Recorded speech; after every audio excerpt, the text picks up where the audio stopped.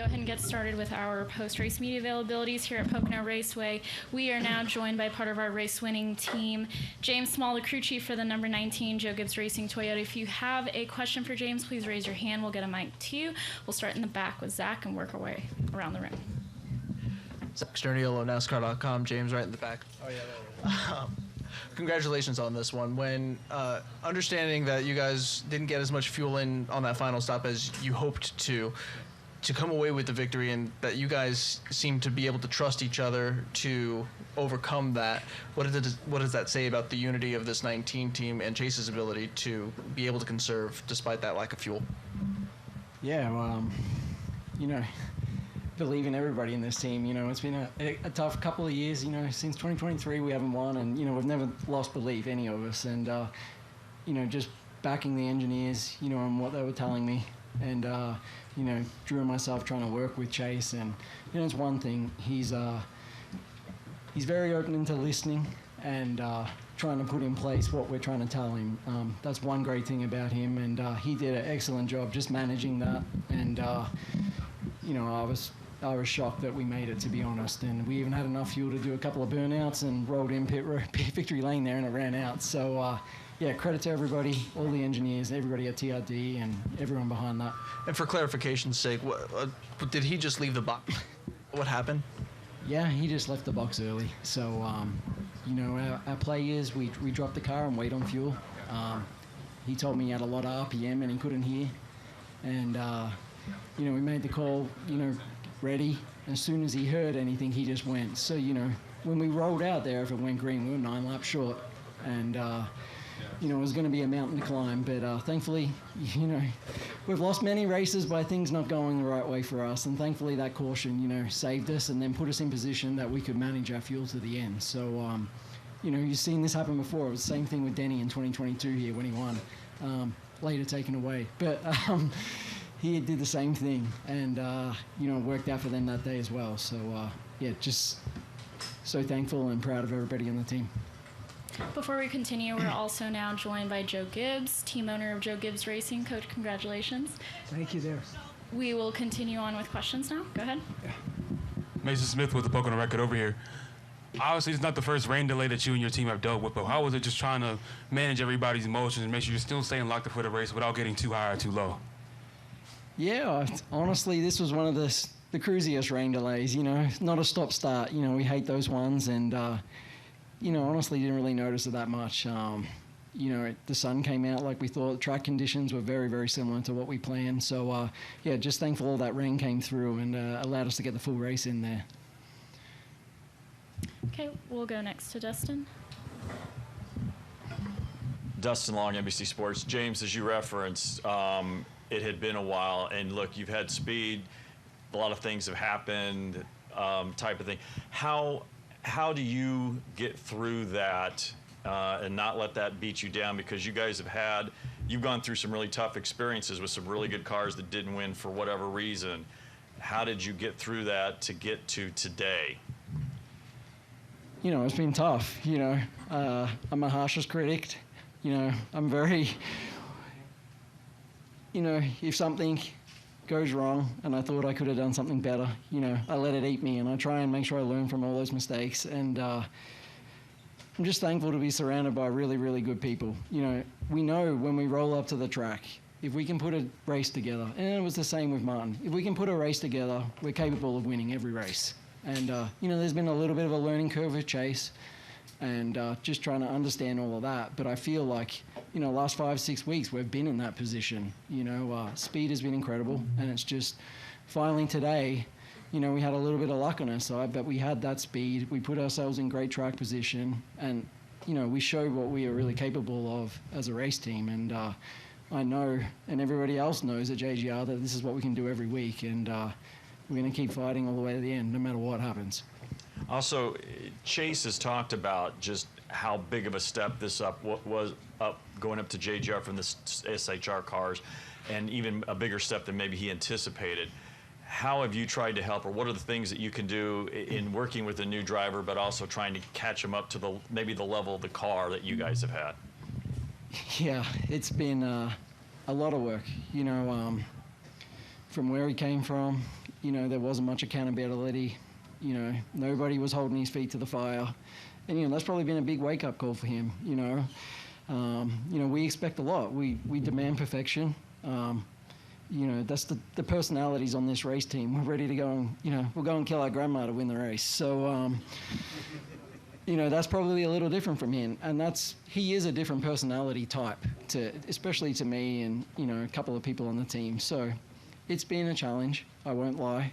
But, you know, he has taken it in his stride and, you know, he absorbs everything like a sponge, you know, and I think the more and more reps he gets with these cars and just working on his technique and, you know, he's surrounded by two of the greatest drivers out there in Denny and Christopher. And, you know, we have a lot of data to work back on Martin, things like that, you know, so we're still a work in progress and we're far from being where we think we can be, but at this point he is, you know, he's meeting our expectations and I still expect a lot from him and he's only going to get better, I know.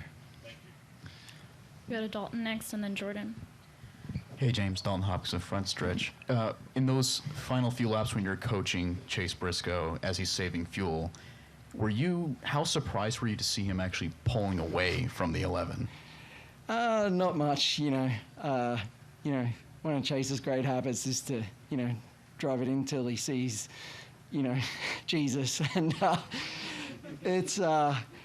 you know, so I think he said out there before, he learned something today as well. You know, it's one of the things we've been working on him, you know, just trying to focus on getting off the corner and not overdriving entries and things like that. So, you know, and clean air is important, and we've seen it before. You're capable of, you know, being able to lead and save fuel here and do the right thing and drive well. And, you know, it was a long run on tires there. The guys following, you know, in dirty air as well, which helped. So, yeah, he definitely executed there and, you know, kept doing exactly what we asked of him. And, you know, that's what got us to the end.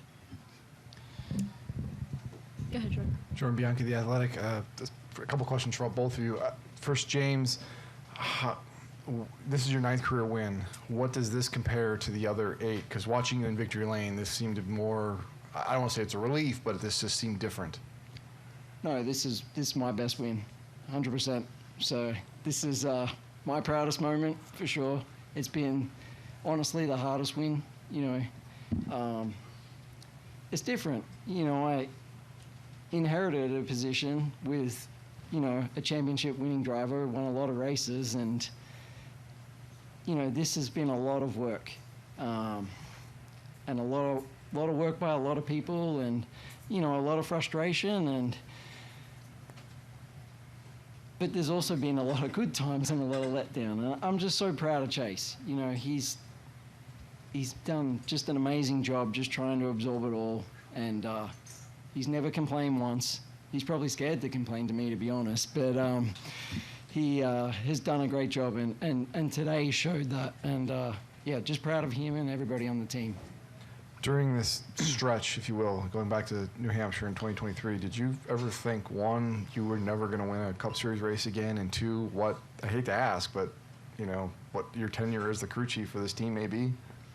No, I never stop believing myself. I know I'm as good or better than everybody out there. I have incredible self-belief, and, you know, maybe it sounds arrogant. I don't walk around portraying that. I think I'm pretty low-key, but I have, you know, I know what myself and my team are capable of doing, and I think this just showed it, and we're ready to rip now.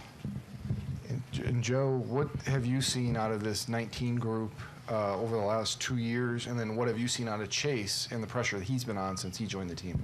First of all, I'm glad you said you run over your grandmother, not your granddad. Yeah. Okay. I might get in the way. No, you're talking to the right person, James and Chase. I mean, when you think about what I think it illustrates everything that James has been through is how hard our sport is. And so he's paid a big price after it, best engineer and everything on the 19. Then he gets the chance to be a crew chief, just a huge step. And then everything that you go through, and now our first year with Chase, so he's just deserves so much credit. And then I think Chase, if you look at his background, he's paid a huge price to be able to get here. And if you kind of look at the years that he spent sleeping on people's couches and everything, it shows you again what a hard climb it is to get the cup.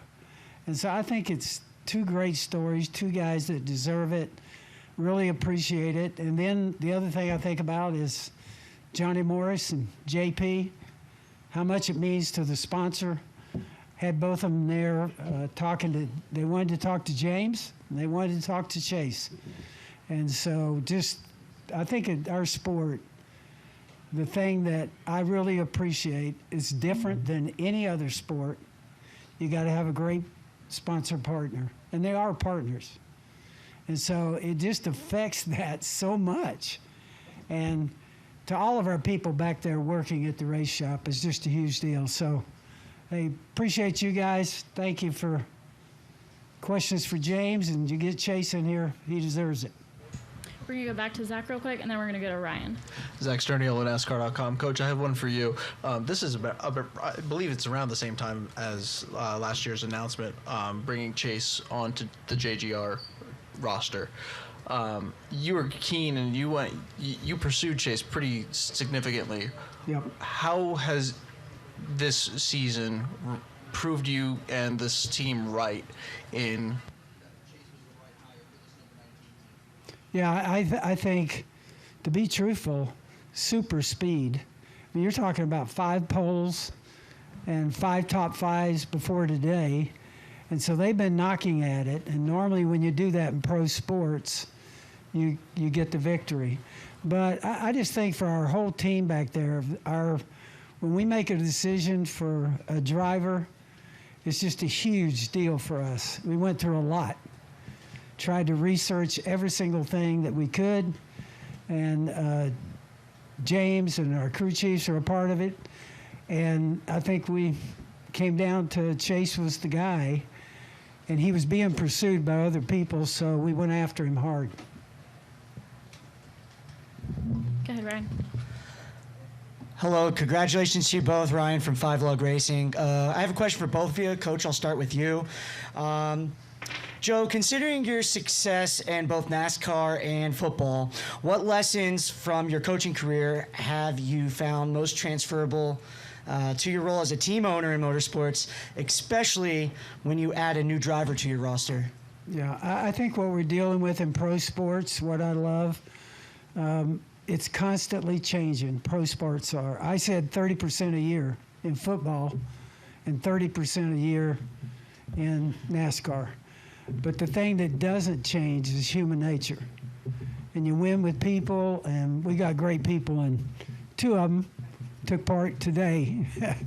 I think James, the way he cares about things, really comes across. And then Chase. So you win with people, and all the other people that we have there at Joe Gibbs Racing, we're surrounded by really, really good people. And that's what you eventually win with. Human nature, same things excited us 2,000 years ago, same thing that discouraged us. So human nature doesn't change. Get the right people, and you'll win. And piggybacking kind of off of that, James, when a new driver joins a racing team, it's crucial to establish a strong working relationship with the crew chief. What was the process this offseason to build that bond with Chase Briscoe so you can set yourself up for success to be celebrating a win today?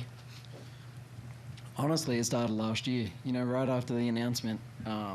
We started spending time together, and just hanging out. And, first time I met him was actually in Coach's office, and we sat there for an hour and talked about just random stuff. And, it's just trying to build a relationship. It's just trying to be friendly about it too. You know what I mean? I'm not holding him accountable for everything as well, but I'm not going to be a complete ass about it. And, just trying to take an interest in things he likes. We had a great trip, a few weeks ago before Kansas, and we went out to Johnny Morris's property and whole team and had an incredible fishing trip. And, that was a great team building thing for us. And, to hang out there with JP and those guys. And, it's the first time I've ever been fishing, and it was the best time of my life. So, it's just, he's very easy to get along with. There's no doubt, and it's very, very different to some drivers, and no ego, and it's just, it's easy. It's not a challenge at all. So, but once again, it's just, I'm just proud of the guy. We've asked a lot of him, and he's trusted, that, the process. He's bought into it, and that's the big thing. And now he's finally being rewarded. Thank you, guys. Go ahead, Scott. Scott Walsh from the Scranton Times-Tribune. James, 2 questions. One, when did you maybe know that you had enough, after with Chase saving the fuel, in the final laps? When did you maybe think you were good to the end? Looking at the numbers, once we got into a certain rhythm there, we hit a certain fuel number per lap based on what we were seeing and in the way he was driving. And that was probably about 15 to go. And we knew if we maintained that kind of pace and that kind of fuel usage to the end, we stood, a really good chance of making it within the error of what we can calculate. It's super, super close. So, yeah. The second question, could you go back to the pit stop? I think it was in the second stage that you went to the pits and then a caution came out right after that, and that helped get you in front for the for the lead to win the second stage. Yeah. So obviously there was 2 things that happened there. The 71 cut a tire, which he was getting back to pit road, and then there was a piece of debris on the front stretch, which is what they called the caution for. So looked like, somebody's rotor band, and, you could clearly see it was out there. So thankfully, that worked out. That was the trigger for us pitting there. Saw the debris, and, I'm like, it's now or never. We were probably at that point 3 to 4 laps short of our window when we pitted, and, we took the gamble and it paid off. Go ahead, Jerry. Jerry Jordan, KickingTheTires.net, back here to your right. James, for you, okay, you guys were racing 36 other cars, but one of those cars was Denny Hamlin, who's got 7 wins here. They know what you're going to do. You know what they're going to do. How worried were you about Denny coming up? I mean, he got within like 0.3 of a second. At one point, he was within 80 feet of the car. Were you nervous on the pit box about Denny coming past y'all? Oh, 100%. Whenever Denny's behind you, you're always nervous. He's one of the highest racing IQ people I've ever come across, and we all know how masterful he is around this place, and they knew our situation better than everybody, and I know that they were pushing him to push us and try and make us run out, and Chase did a great job just putting him in his wake, just doing everything he needed to do to win a race with these cars, and to beat Denny is he is one of the best really out there. So that's a big hat in a big feather in Chase's hat. Give some bragging rights this week? Oh yeah, but they've still won some more races than us, so I'll keep it quiet. All right, we'll take 2 more questions. We'll come right here in the back, and then we'll finish with Adam. Samuel Stubbs, YardBarker.com, back here. Coach, for you, this is the second of your teams this year where you have a new driver and a new crew chief combination, the first one being Chris and Denny, that have won a race in the first half of the season. What does that say about the people and the culture at Joe Gibbs Racing that these 2 unknown quantities to each other are able to go into a season and rip off a win like that? Well, I think we've kind of been talking about, it's the people. And I think everything, for instance, with Chris Gale, we had signed his contract when things weren't going well a year ago, because we just think the world of him. And we decided to make that change that we made, and he's jumped right into the 11th spot. The other part of it is, everybody knows here, we took Chris Gaypart, moved him to competition director. So we, inside of our race team, we were doing a lot. And so I think all those moves were really, thought over, prayed over, but we got great people, and we made those changes. And you're never sure in pro sports. It's so hard. But it certainly has been rewarding for us so far this year, the moves we made. And then, James, for you, we saw the emotion in Victory Lane and on the pit box, the stretch that you've had over these 2 years, really. Does this feel like a weight lifted off your shoulders to get back to Victory Lane, especially with a new driver and everything that comes with it? Yeah, huge weight, huge relief. It's been hard. We've been very, very close. I've won about 10 times. I've lost about 10 times as many races that we've won. So, it's just so hard to win in this series. You have to be perfect. You have to have perfect days, and it all just comes down to execution. And you can have a fast car, but that's probably not the biggest thing. You need a little luck, and you need to be, keep it clean all day. And just happy we have one of those days today, and we got Coach a win that he deserves. I'm Chopper, Motorsports Today. First off, congrats to both of you on the win. James, I'll go to you first. There you go. Yeah, so I almost lost my train of thought there for a second. I apologize. But James, wow, okay, we're going to Coach first. Coach, I'm just curious about the last 10, 15 laps when it became pretty evident that the win was going to come down between two of your drivers, Chase Briscoe, who wants his first win with this organization, and Denny Hamlin, who's going for his 58th with organization, and for all intents and purposes, 2 in a row. Yeah, I think that's a great question. Let me say this.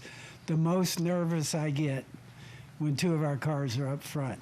It's always been that. And we've had some tough things happen too, and you always think about that, you worry about that, and so your point is well made. That's where I get the most concerned, because just like we're talking about, Denny wants it, his sponsor, his career, everything he's racing for, and Chris Gale over there, and the other side you got James, you got Chase, you got our sponsors, and you're just never sure. That's why we love our sport, I think, but I do get nervous, really nervous. Awesome. And James, don't worry, now I remember. So just now that you guys got that first win out of the way, just thinking, going towards the back end of the regular season and the playoffs, do you see this, you guys have already had a lot of speed this year, but do you see this as an opportunity for the floodgates to open or try new setups? How do you guys progress through the rest of the season? I think it just gives us a little more, confidence to play a little freer. But realistically, there's a lot of new tracks, still a lot of learning with Chase. We haven't, outside of Atlanta here and Daytona, 2 speedway tracks, we have not been to any of these tracks with him yet. So still, a lot we need to learn, a lot we have to get accustomed to with him. But yeah, the biggest thing is just, we've been in a hole in the points because we've scored next to no stage points. Our average finish and our finishing rate has been excellent. And, so just trying to build our points position and anything we can do here to get as many playoff points to start, that's going to help. All right, Coach James, congratulations on the win. Thank you. Thank you. Thanks. Coach, come this way.